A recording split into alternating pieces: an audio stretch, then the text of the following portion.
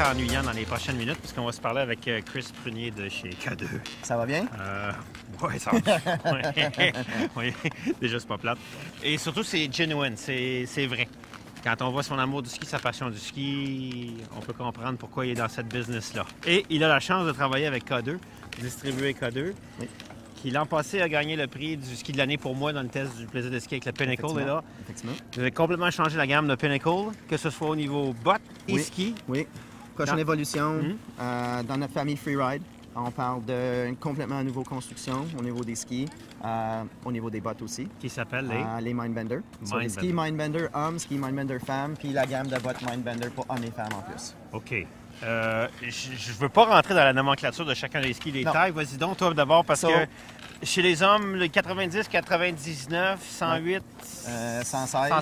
116. Puis en voiture, on a une 90 Carbon. On a de 85 mm au patin jusqu'à 116 mm au patin. Et chez les femmes, il y a vraiment une belle gamme aussi. Oui. Il y a 85 jusqu'à 115. Mais vraiment, 90, 88 TI, 98 TI vont être les trois modèles. Et comment les gens vont se retrouver là-dedans? Là? Parce que tu as beaucoup de skis. Comment, oui, le TI va être plus rigide, le carbone va être plus léger? Le carbone va être plus léger. Ça revient toujours au comment on veut contrôler la torsion dans son ski. Puis avec le Mindbender, le Pinnacle était un excellent produit, mais il manquait un peu de puissance dans nos conditions de l'Est. Si on voulait ajouter un peu plus de puissance dans nos skis sans enlever la versatilité que tout le monde aimait de notre famille Pinnacle. So, quand on pense à ça, c'est torsion. Torsion, c'est qu'est-ce qui joue sur le ski, rentrée de virage, sortie de virage. So, dans nos constructions, on a vraiment renforcé en avant. On appelle ça notre Y-beam construction en titane. So, vous avez deux ailes, deux renforcements de métal en avant pour vraiment contrôler la torsion, renforcer le ski pour que le ski soit très précis sur la neige. Un plaque de métal au complet en dessous du pied pour la transmission d'énergie. Mais au talon, au lieu d'avoir le même renforcement sur les côtés, bien, on a le métal dans le milieu du ski. Puis l'an passé, le Pinnacle, c'était l'inverse. C'est qu'il était à l'extérieur partout. C'était à l'extérieur sur tout le long du ski. On n'avait pas la... Fait que là, on est plus... Quand on est rendu au talon puis en arrière, on est plus joueur. Voilà.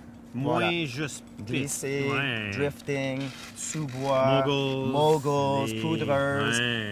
Mais pour le skieur qui est committed, qui veut vraiment rentrer dans ce virage puis garder ça, aucun problème là-dedans non plus. OK. Fait que ça, le One Ski Quiver, ceux qui ont juste une paire de skis vont choisir peut-être un plus étroit. Oui. Parce qu'on est plus puissant quand on est 99? Bien, qu'est-ce qui va changer? C'est la puissance est pareil, c'est juste qu'on va jouer avec le rocker différemment sur tous les différents modèles de ski. Sur 90, on va avoir moins du rocker, plus de cambreur. Après ça, en montant les largeurs, on va jouer avec la cambreur rocker dans toute la gamme des skis. Mais sérieusement, au Québec, quelqu'un qui va chez K2 dans un Mindbender 99, il y aura aussi peut-être un supercharger pour quand c'est des conditions asphaltées. Là. Oui, effectivement. Vitrifié, céramiqué. Voilà. Hein? Je pense que c'est clair. Quand il y a plu, par-dessus une belle neige, puis là, ça a gelé. Puis, entre les deux, à la famille Iconic, tu peux trouver une 84 TI ou une 84 sans métal pour jouer partout sur la montagne. OK. Je te permets de prendre le ski de femme. Je m'en viens ici pour, avec beaucoup de plaisir, vous présenter. Ça fait quelques fois que j'en parle sur mon Facebook. J'ai juste hâte de l'essayer. Parce qu'on annonce de grandes choses juste en regardant les specs. Et puis j'ai eu la chance de la mettre dans mon pied hier, dans la soirée de cet événement des compagnies. Et c'est instantané. Pour la première fois de ma vie, il n'y a aucun point qui est en défaut par rapport à mon pied. Je suis chanceux. Ici, c'est punché. La place pour les orteils est fabuleuse. Le flex de cette botte marche est fabuleux. En étant une botte 130. 130, oui.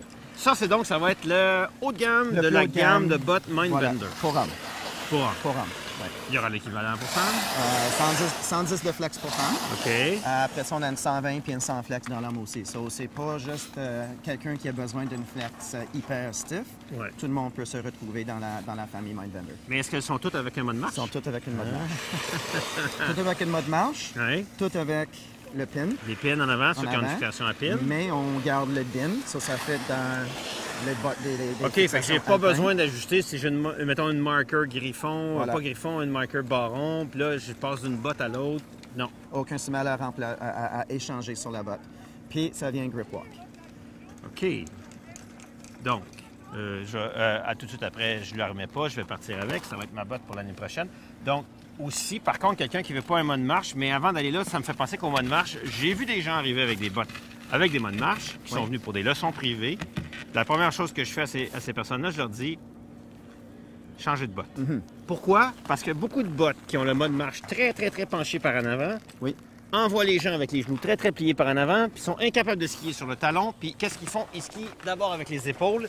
Ça fait d'abord un ski très épuisant, très taxant pour les genoux. Alors, comment on fait ça si on n'a pas le bon angle de botte pour l'ajuster? Bien, la botte vient stock à 12 degrés.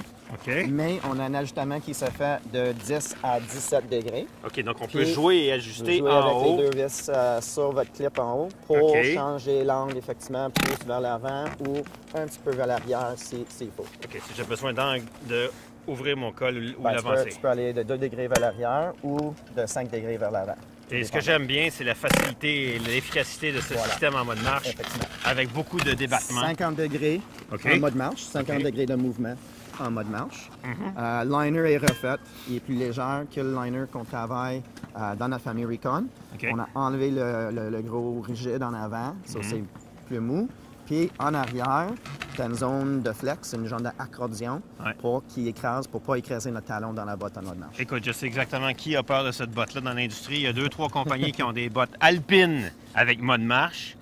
On les nommera pas, mais ils sont mieux de bien se tenir parce que le Mindbender A130 va Puis la série sur tout ça, 1675 grammes à 26,5. Donc légère. Légère.